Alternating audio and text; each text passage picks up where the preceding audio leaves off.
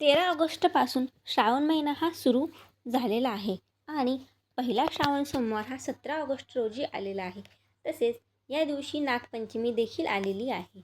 आता बऱ्याचशा स्त्रियांना प्रश्न पडतो की नागपंचमी आणि श्रावणी सोमवार यांचा उपवास कसा करावा, त्यानंतर घरच्या घरी अगदी साध्या सोप्या पद्धतीने शिवलिंगाची पूजा कशी करावी, शिवामूठ कशी व्हावी, किती वेळा व्हावी, त्यानंतर त्या वाहिलेल्या धान्याचे काय करावे, या सर्व प्रश्न बऱ्याचशा स्त्रियांना पडत असतात आणि त्याच प्रश्नांची उत्तरे तुम्हाला या व्हिडिओमध्ये मिळणार आहेत.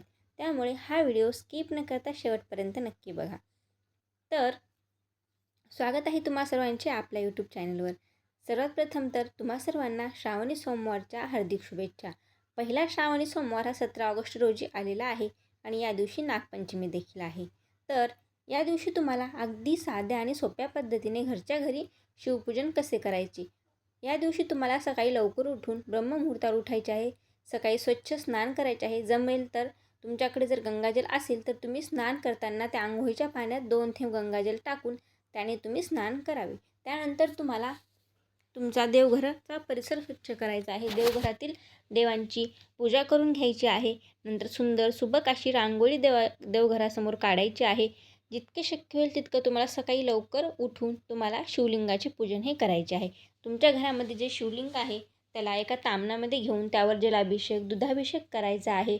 व्यवस्थित छान त्यांना स्वच्छ पुसून घ्यायचे आहे आणि नंतर मग एका पाटावर किंवा मग चौरंगावर तुम्ही तो शिवलिंग ठेवून त्या शिवलिंगावर तुम्हाला नंतर मग बेलपत्र, पांढरी पुष्प, लाल चंदन, पिवळं चंदन जे तुमच्याकडे असेल ते चंदन तुम्हाला महादेवाला लावून घ्यायचे आहे.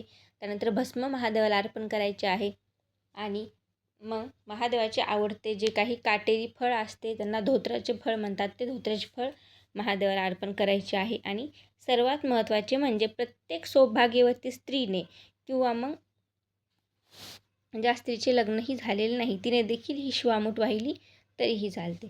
तर ही शिवामूठ वाहत असताना याचे काही 2 प्रकारे ही शिवामूठ वाहिली जाते. परंतु बऱ्याचशा ठिकाणी किंवा बऱ्याचशा स्त्रियांना माहीत नसते की ही शिवामूठ कशी व्हायची आहे.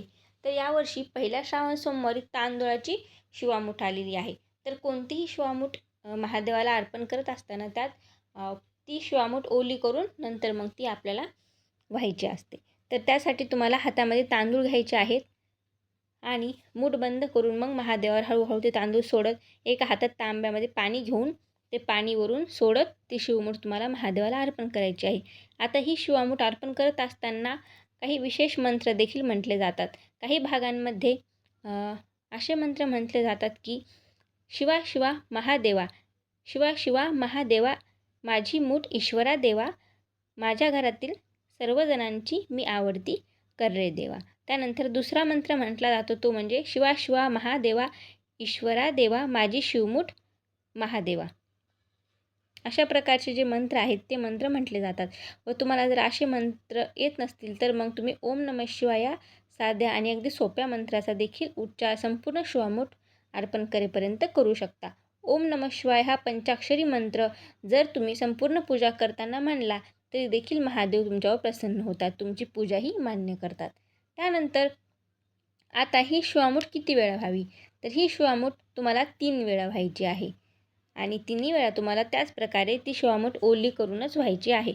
त्यानंतर दुसरी पद्धत म्हणजे तुम्ही तांदूळ एका प्लेटमध्ये घेऊन त्यात पाणी टाकून ते ओले करून घेऊ शकता आणि नंतर मग ते महादेवाला तुम्ही वाहू शकता. अशा प्रकारे शिवामूठ तुम्हाला महादेवांना अर्पण करायची आहे. आता यावर्षी जो श्रावणी सोमवार आहे तर बऱ्याचशा भागांमध्ये श्रावणी सोमवारचा उपवास हा दुपारी सोडला जातो, तर काही भागांमध्ये हा उपवास रात्री सोडला जातो. तुमच्याकडे जशी परंपरा आहे त्या प्रकारे तुम्ही हा सोमवारचा उपवास सोडू शकता. आणि या सोमवारची खास विशेषता अशी असते की या दिवशी तुम्हाला आळणी फराळ करायचा असतो. आळणी फराळ म्हणजे या दिवशी तुम्हाला मिठाचे सेवन करायचे नाही. असे म्हणतात की सोमवारी फक्त एकदाच मिठाचे सेवन केले जाते, ते म्हणजे उपवास सोडत असताना. त्यामुळे तुम्हाला शक्यतो गोड फलाहार करू शकता किंवा मग गोड साबुदाण्याची खीर बनवून खाऊ शकता. जर तुम्हाला डॉक्टरांनी उपवास करायला सांगितले नसेल तर तुम्ही हा उपवास करू नका. फक्त मनोभावे भक्तिभावे महादेवांचे पूजन करा. शेवटी आपली भक्तीच देव पाहत असतो.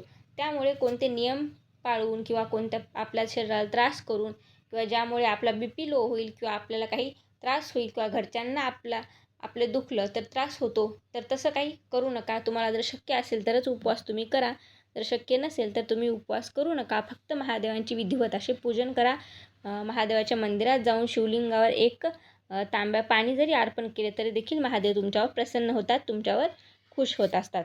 त्यामुळे अशा प्रकारे तुम्ही श्रावण सोमवारच्या पहिल्या सोमवारी पूजन हे करू शकता.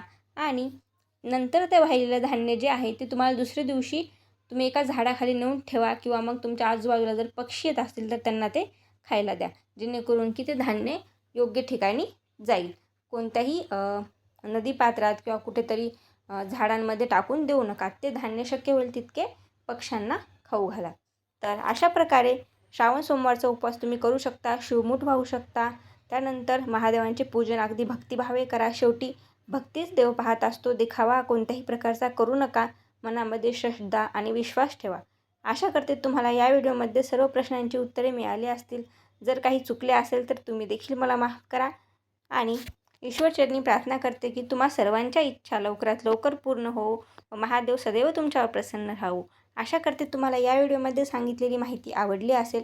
जर हा व्हिडिओ तुम्हाला आवडला असेल तर व्हिडिओला लाईक करा, चॅनलला सबस्क्राईब करा आणि जास्तीत जास्त लोकांसोबत हा व्हिडिओ शेअर देखील करा. हर हर महादेव. श्री शिवाय नमस्तुभ्यं.